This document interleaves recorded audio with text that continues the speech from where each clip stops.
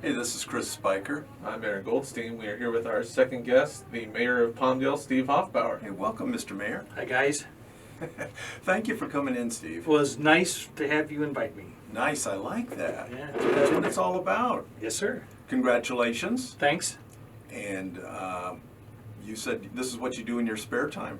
Well, when I have nothing else to do, and that's not very often now. You know, Steve, I've been following you for quite some time. How many boards are you on? Oh man, we just went through it the other night, and I think I actually picked up a couple more. So, and if you're interested in air, buses, regional planning, and transportation, and sanitation, let's not forget that. So those include the ones I'm on. There's a lot more subcommittees underneath that, but it's pretty busy. And these are meetings, maybe every once in a while they're on a conference call, but usually you're going somewhere and sitting somewhere. Yes, so the transit authority's up here, air quality's up here, but regional planning is down below. Sometimes transportation will move around, and I'm also our state league representative, so like next week I've got to be up in Sacramento for a few days, looking at legislation. We want to make sure that we're keeping our local control and just trying to keep a rein on the insanity that goes on up in Sacramento sometimes. So we go up there. I represent the area from basically Mammoth Mountain down to 29 Palms and out to Palmdale. So you do some traveling. A little bit. So, and it's trust me, it's not a vacation. Yeah, Yeah. you got to be somewhere all the time. Well, it's somebody's got to do it, and if we're not doing it and we're not paying attention, you can't turn around later on and complain that something slipped through if you didn't try to make it work the way you needed it to work. So some of the state legislation, a lot of folks don't understand what the implications are to local government and how it impacts our staff, our council, and our residents. So They make a rule, and oh, by the way, who's paying for it? well, that's exactly it. I mean, the thing that's most frustrating is on a daily basis, I encourage the dialogue, but on a daily basis, folks will say, hey, why don't you, and then fill in the blank. And I sit there, I think, well, that's a great idea. We just got to, all it takes is money. But a lot of people don't realize when the state killed redevelopment, what that meant. Redevelopment was all very wonky. I won't get into details now. But essentially what it comes down to is we're down on our budget $31 million a year. Wow. $31 million a year that we would have available for economic development, redevelopment, and that's what we use to go into certain impacted neighborhoods and fix the curbs, gutters, and sidewalks. It helped us pay for the neighborhood houses, did a lot of economic development, and here's the key. Everyone is, one of the big issues we have right now is homelessness and impending homelessness. Of that $31 million a year, 20% of that was set aside by law for moderate, low, very low, and extremely low housing. That all disappeared. $6 million, poof, is Yeah. gone. So why don't you do something? Why don't you give me some money? Yeah.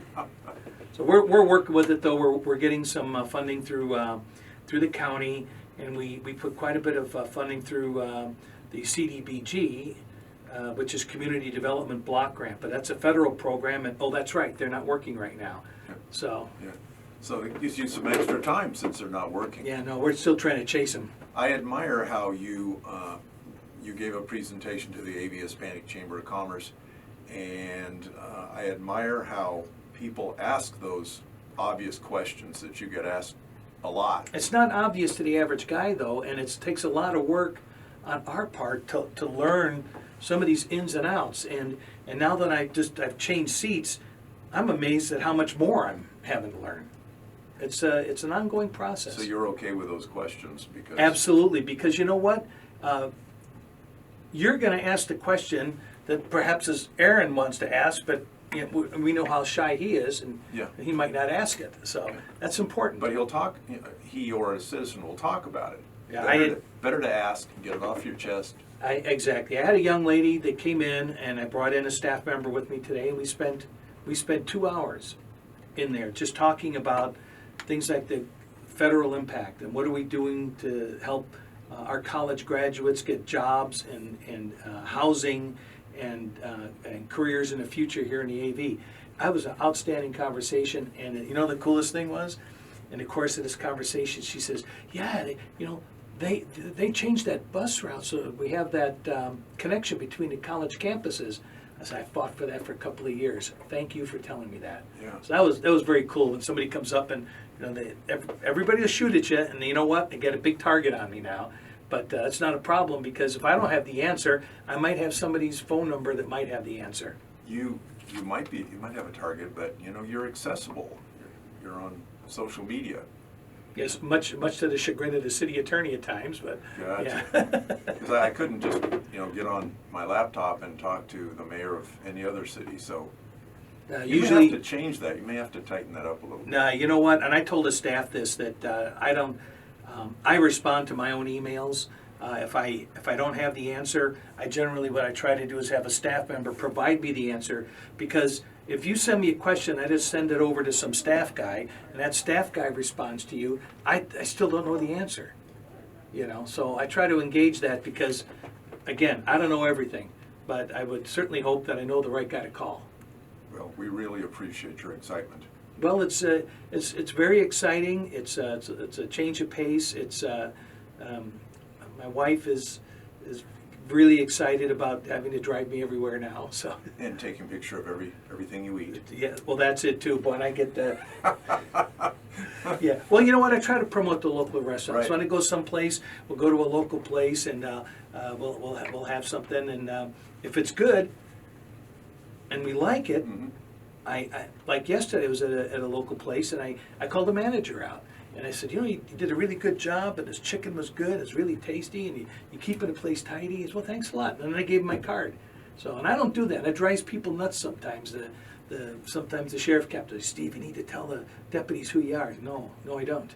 I want to see how the average guy gets treated. So I don't go in and say, hey, do you know who I am? I don't do that when I walk in. My name tag is usually stays in my pocket until I get to an event, and sometimes there's people that don't know you, Yeah. and they want to have hey, we'll peel off this name tag and put it on. I've got one the city paid for here, so but it's all good. It's great. You helped the citizens committee that was putting a couple of signs up for Larry Chimboli Highway. Yes. And I talked with April over at Signs and Designs today. The signs will be ready tomorrow.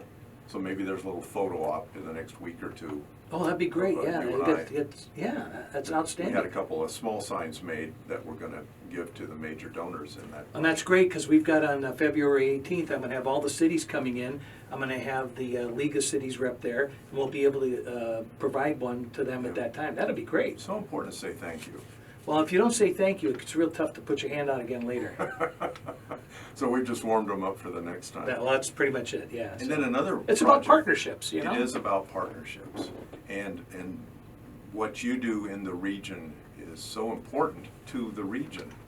Because sometimes people think their city or their government is all there is. No. But this is a, Well, you know what, for the average guy out there, that is. Yeah. You are the guy. It doesn't matter whose responsibilities. That's one thing that it's been a learning curve for me because I've gotten beat up a couple times when I've said that's not our job, that's somebody else's.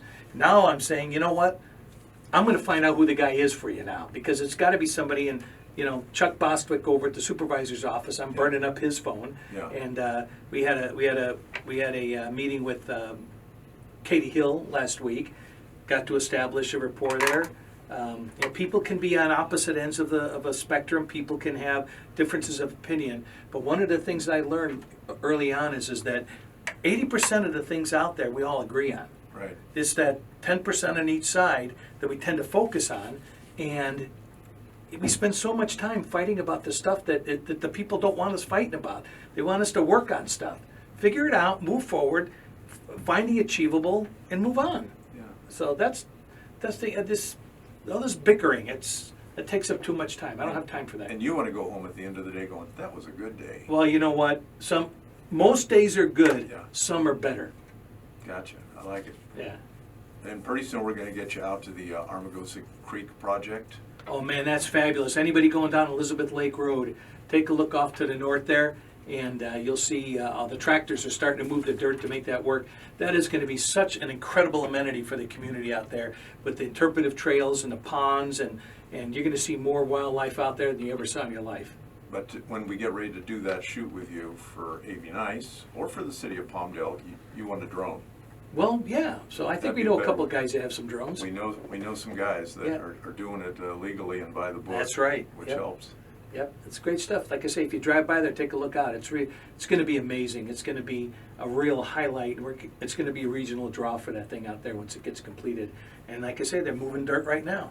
So That's fantastic. Yeah. When I think of Armagosa, I think of the Christmas parade. Did you know Aaron and I were in the Christmas parade? I'm sure you were too. mhm. And our entry won a trophy, And best marching unit. was that We were the the T-Rexes. the T-Rexes? Yeah. And I don't know what that really had to do with Christmas, but I thought it was It puts the, parade quality. yeah, it's irrelevant. You know, just as be out there. That's the thing.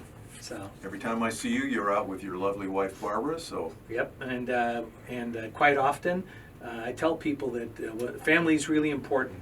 So my kids and my grandkids, I've got 3 grandkids, I have 1 on the way. So I'm going to have, pretty soon I'll have a whole basketball team there, so. that's fantastic. Yeah.